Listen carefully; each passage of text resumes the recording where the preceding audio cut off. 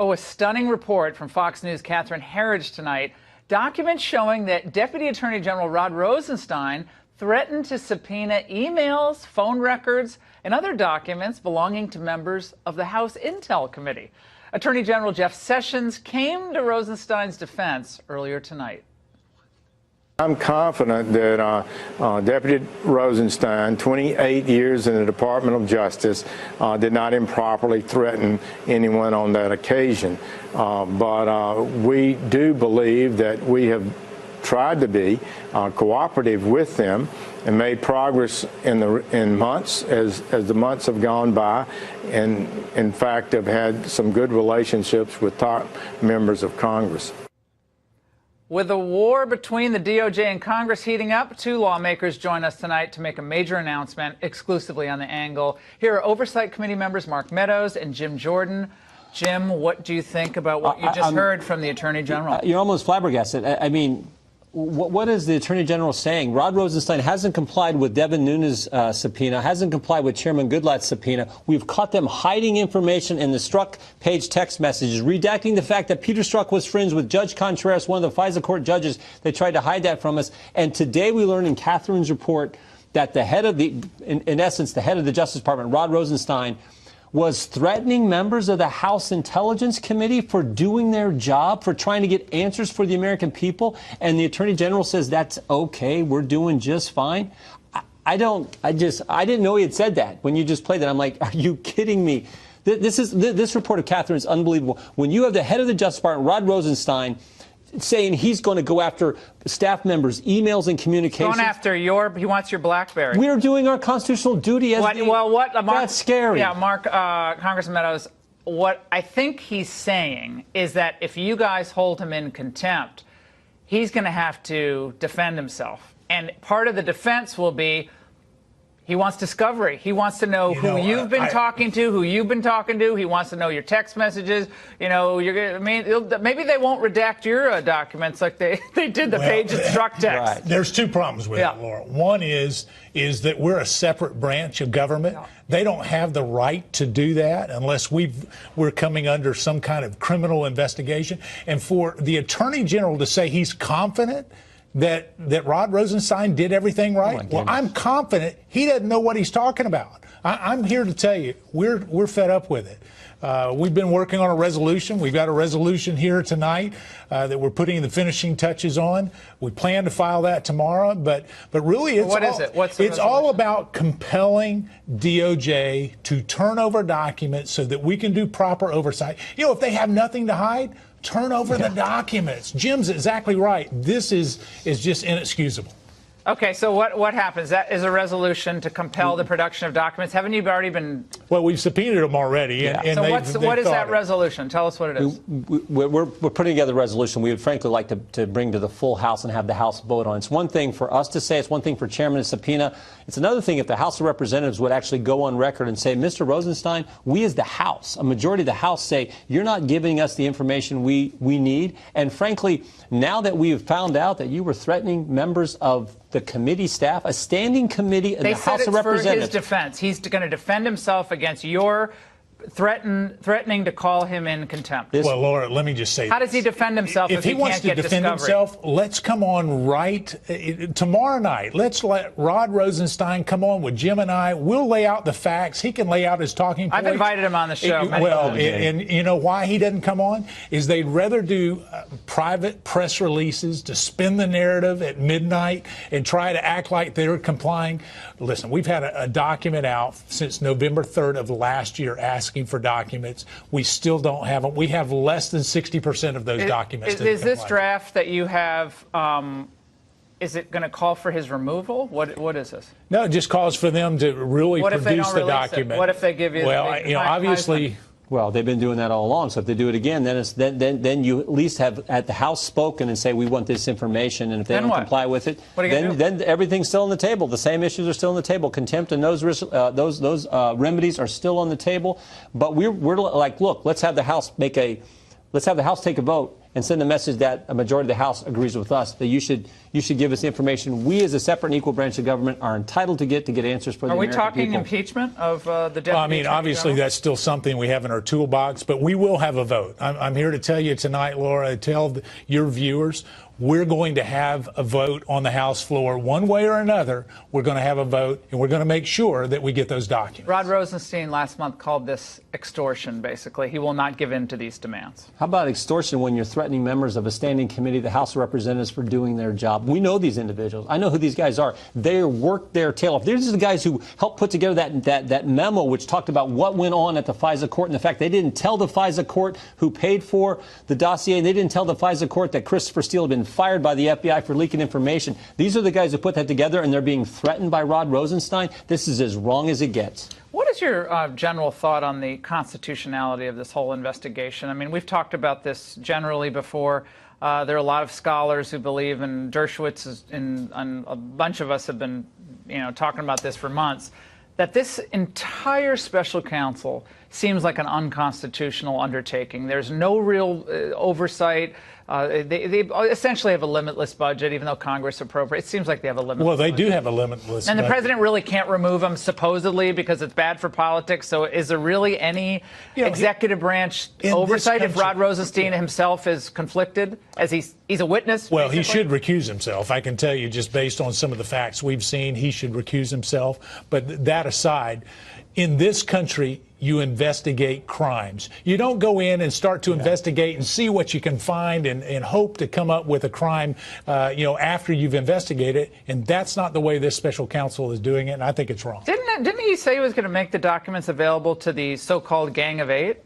That's supposed to happen tomorrow, but we'll see. Every time they say they're going to do something, they wind up not doing it or partially doing it. No, their press release said they were going to do it today. Oh, it was today. It was Tuesday. Now it's going to happen Thursday. Well, what is Gowdy and Ryan saying? Are they supporting him, McCarthy? Where are the leadership? Where are they? We had discussions with the Speaker and Gowdy. Where are they? In fact, this on evening. this?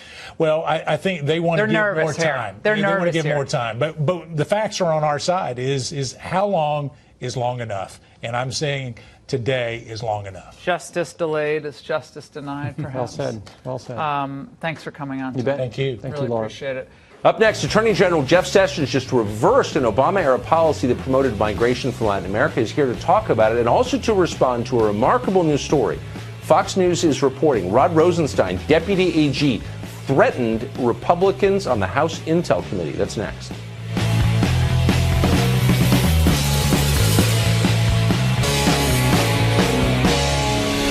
Attorney General Jeff Sessions occasionally endures Twitter criticism from his boss, but that has not frozen him into inaction. Just yesterday, the Attorney General reversed an Obama-era policy that granted asylum to migrants who claimed they feared gang violence or domestic violence in their home countries. It turns out the overwhelming majority of those applications were false. The Attorney General joins us tonight. Mr. Attorney General, thanks for coming on. Hey, thank you, Tucker. So I want to ask you about this, but first I have to ask about a piece of breaking news our Catherine Herridge just has out saying that in January of this year, January 10th, Deputy Attorney General Rosenstein went up to the Hill, met with Republican members of the House Intel Committee, had a dispute with them, and threatened them with a subpoena of their emails and phone records. This is what one of them said. I read it as a not-so-veiled threat to unleash the full prosecutorial power of the state against us. DOJ on background has confirmed that something like that did happen. What is that about? Well, I don't know that they've confirmed that exactly. In fact, the FBI director, the senior ethics attorney for the Department of Justice who was in the room, say that's a mischaracterization, really, of what occurred. And it also, I think, indicates that there's been a breakdown of relationships when, in fact, since January, a great deal of progress has been made. We understand in this department that we are accountable to the president, we are accountable to Congress, and we need to be cooperative with them to produce as many documents as rationally and legally and properly as can be produced, to produce them, and we've made tremendous progress in that regard, really. Did the Deputy Attorney General threaten to subpoena the email or phone records of members of the House Intel Committee? Well, I was not in the room, and I can't speak to what occurred. All I can say is that the people at Chris Wray, the director of the FBI, and our senior ethics attorney was there, and others, and did not see it in that same fashion. Okay, so as a factual matter, you don't think that that happened? I'm confident that Deputy Rosenstein, 28 years in the Department of Justice, did not improperly threaten anyone on that occasion. But we do believe that we have tried to be cooperative with them and made progress in months as the months have gone by, and in fact have had some good relationships with top members of Congress. Okay. So you have made news recently by undoing an Obama-era rule about asylum seekers. Give us the overview. I think most Americans like the idea that this would be a haven for people suffering around the world. Lots of people claim asylum. What do we know about the veracity of their claims? That's a good question. 7 years ago, 5,000 people were applied for asylum, claiming a credible fear of being at home in their home country, and they needed to flee that country. That number jumped to 94,000 in just 7 years. It's overwhelming our system. Over 80% of those claims are being denied by the immigration judges as being not meritorious. So it is a big problem for us, but it's each one of those is requiring trials and factual decisions by our judges. We're going to add 100 judges, and that may not yet be enough judges to handle the cases. We need to give the judges better guidance. They need to go back to the fundamental principles and laws and rules of the Immigration and Nationalization Act.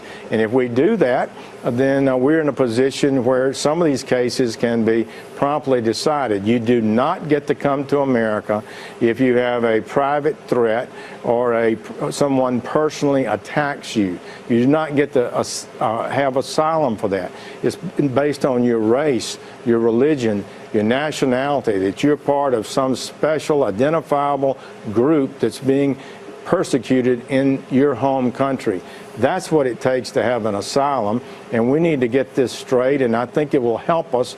The decision I made, I believe it's right legally. I'm totally confident it's consistent with the intent of the drafters of the INA, our law, and I believe it will help us manage our caseloads better and give more focus to the people who deserve to be given asylum, and help us eliminate those that are not worthy of this asylum.